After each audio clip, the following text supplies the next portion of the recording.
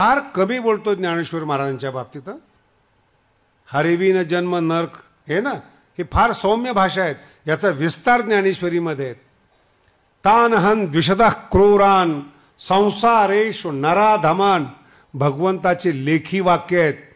जी जी लोक समाजाचा दुरुपयोग करतात, समाजाची पिळवणूक करतात, समाजाला लुबाडतात, तान अहन द्विषतः, माणसाने माणसाचा द्वेष केला, त्या द्वेष करणाऱ्या लोकांना नराधमान, एक एक शब्द आहे.